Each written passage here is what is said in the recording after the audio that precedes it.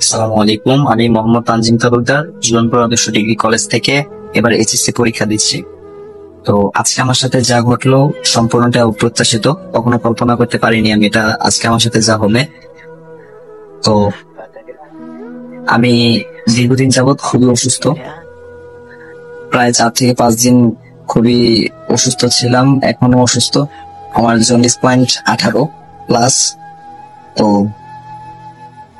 সেই অসুস্থ শরীর নিয়ে আমি অনেক কষ্ট করে এক হাত মাথায় দিয়ে আরেক হাত দিয়ে লিখেছি অনেক কষ্ট করে। তো এই বিষয়গুলো ওই হাসানপুর ডিগ্রি কলেজের প্রধান অধ্যক্ষ স্যারকেও আমি এই বিষয়ে অবগত রেখেছি। তো স্যার আমাকে যথেষ্ট হেল্প করেছে। তো আজকে যখন পরীক্ষার ঠিক 1 ঘন্টা সময়, আমি তো পরীক্ষা অনেক কষ্ট করে দিই, মাথায় একটি হাত মাথায় চুলে ধরি আরেকটি হাত দিয়ে লিখি। তো সবকিছু মিলেই আমি লিখতেছিলাম, হঠাৎ করে আমার যে পরীক্ষক ছিল তিনি আমার খাতাটা নিয়ে নেয়। তো খাতাটা নেওয়ার পর আমি বুঝতে পারিনি, অনেকক্ষণ ভাবলাম যে আসলে কি হলো, আমি কেন নিল। এখন আমি জিজ্ঞাসা করতে পারতেছি না যে স্যার কেন নিলেন বা কি। তো স্যারকে সেই জিজ্ঞাসা করার সাহস নেই, যদিও পরে আমি জিজ্ঞাসা করছিলাম স্যার আমার অপরাধটা তো আমি জানি না। তো স্যার আমাকে বললো যে আমার পিছন থেকে নাকি কেউ দেখছিল এই জন্য। তো যাই হোক, ওই বিষয়টা এত একটা ম্যাটার না, প্রায় 10 মিনিটের মতো টাইম চলে গেছিল। তো এভাবে অসুস্থ, লেখাটাও খুবই স্লোলি হচ্ছিল। আমার যখন একদম লাস্ট 1 মিনিট স্যার ওয়ার্নিং দিল, তখন থেকে আমার লেখা খুবই স্পিড বেড়ে গেল।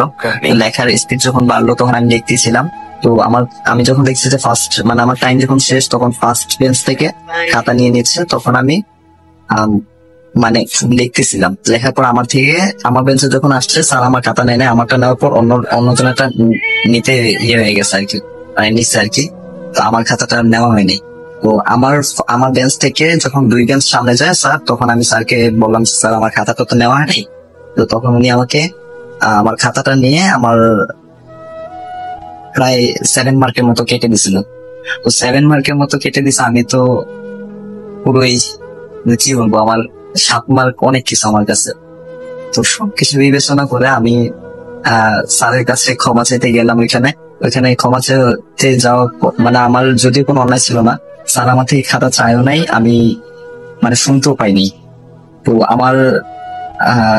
আমি তো লিখতেছি খাতা বাড়িতে নেওয়ার জন্য না, তাই না?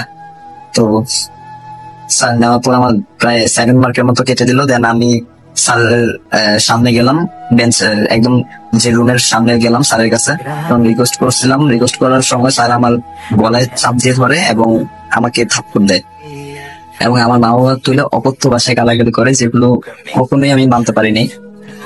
তো যাই হোক, আমি সবকিছু বিবেচনা করে আমার সেই 10 মার্ক বাঁচাতে আমি পরীক্ষা কেন্দ্রে যাই। হাসানপুর ডিগ্রি কলেজে যে পরীক্ষা কেন্দ্রটা আছে সেখানে আমি যাই এবং সকল স্যারদেরকে রিকোয়েস্ট করি, এবং তারা একটু সহানুভূতি আমার প্রতি দেখায়, এবং দেখানোর পরে আমার যে মার্কসটা কাটা হয়েছিল সেটা আমাকে এবং পুনরায় সেটা আবার ঠিক করে দেওয়া হয়। কিন্তু আমি এখনো আমার কলেজ শার্টটা এখনো আমি খুলি নাই। দেখতে কি বলবো, আমার কলেজ শার্টটা আমি এখনো খুলতে পারি নাই, খুবই অসুস্থ। যাই হোক, আপনারা এর সুষ্ঠু তদন্ত করবেন। এটা হচ্ছে হাসানপুর কলেজ, কুমিল্লা দাউদকান্দি হাসানপুর কলেজ, এটা